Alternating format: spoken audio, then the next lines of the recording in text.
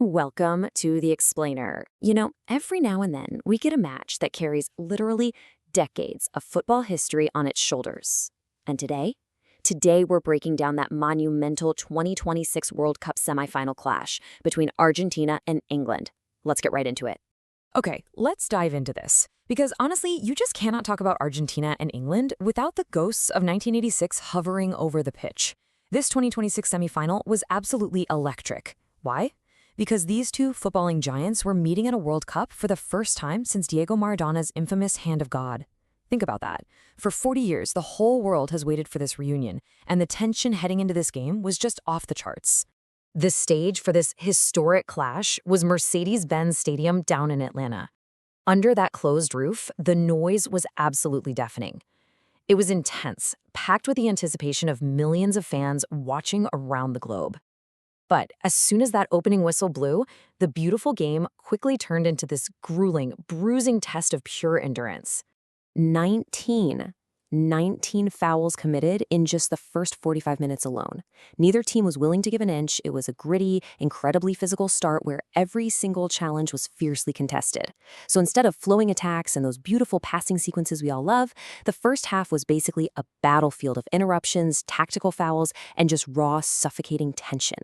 And because of that fierce, muddy midfield battle, we ended up with a staggering statistic: 0.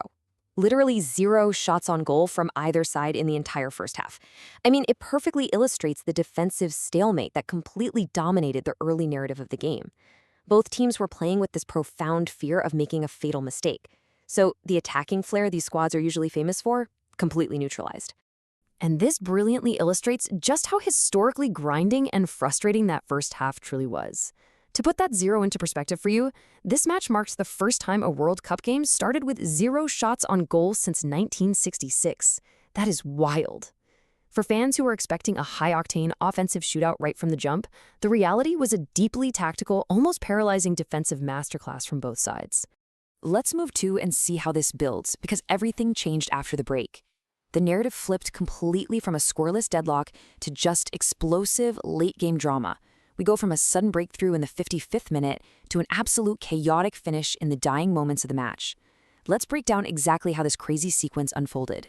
So, the deadlock was finally broken in the 55th minute. Morgan Rogers delivers this sweeping, pinpoint-long cross, and Anthony Gordon is right there to volley it home. Boom, 1-0 England. The English supporters absolutely erupted. But what's absolutely vital to note here is Argentina's immediate response. Almost straight off the restart, Argentina charged back, and Alexis Allister sent a thumping header crashing right off the inside of the post. It was a massive flashing warning sign that this game was far from over. So, the crucial point is the tactical response from England's coach, Thomas Tuchel. Instead of using that massive momentum to push for a killing blow and put the game away, Tuchel ordered his team to drop deep into a defensive shell. He wanted to protect that narrow lead. But, as our source material highlights, this strategic shift just invited relentless, punishing Argentine pressure. And, spoiler alert, it would ultimately prove to be the costliest decision of the entire match. By dropping back so far, England basically handed Argentina the time and space to dictate the game. And in the 87th minute, the dam finally broke. Enzo Fernández found his opening and just blasted a phenomenal shot right past English goalkeeper Jordan Pickford. Just like that, leveled at 1-1. You could practically feel the momentum violently shift entirely over to the Argentine side. England's defensive shell was cracked wide open and Argentina was surging. To truly appreciate the climax here, we've got to talk about the main architect of this comeback, 205. This match was Lionel Messi's 205th appearance for the Argentinian national team. It's an insane number. But remarkably, despite his incredibly long and storied career, this was the very first time Messi had ever faced England. And man, he chose the absolute perfect moment to leave his mark on this historic rivalry. Having already provided the assist on Fernandez's equalizer, Messi was far from done. Just 4 minutes later, deep into second-half stoppage time, Messi's unmatched vision spots Lautaro Martínez. Martínez strikes with deadly precision, securing the 2-1 winning goal right at the death. It was a devastating, heartbreaking collapse for England and an absolutely euphoric, historic comeback win for Argentina, orchestrated by none other than their legendary captain. Now, what's really interesting about this slide is that, zooming out to the broader tournament context, Messi wasn't just facilitating out there. With those 2 key assists, his overall offensive production has him in a dead heat for the Golden Boot race, with France's Kylian Mbappé. They're sitting at 8 goals apiece. So the individual stakes right now, they're just as high as the team stakes. For England, the fallout has been swift and brutal. There has been some seriously sharp criticism directed at Thomas Tuchel for that fateful decision to sit back, and it's being heavily amplified by the notoriously unforgiving English press. Now, England has to somehow regroup and face France in Saturday's third-place match down in Miami. It's a really tough consolation prize for a team that was literally minutes away from a World Cup final, but hey, it sets up another massive clash between 2 European heavyweights. But the main event, the absolute pinnacle of world football, awaits us on Sunday. Argentina advances to the World Cup final, where they'll travel to MetLife Stadium in New Jersey to face off against a wildly formidable Spanish squad.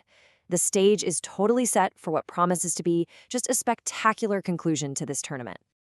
In the storyline for this final, it is a mouth-watering generational clash.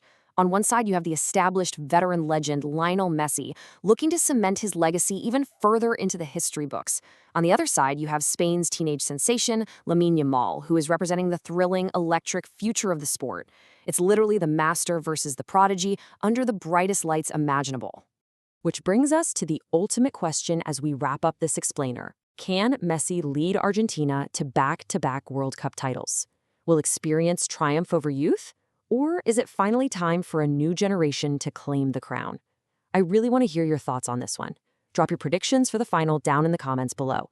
And hey, if you enjoyed this explainer, please make sure to like, subscribe, and hit that notification bell so you don't miss our final coverage.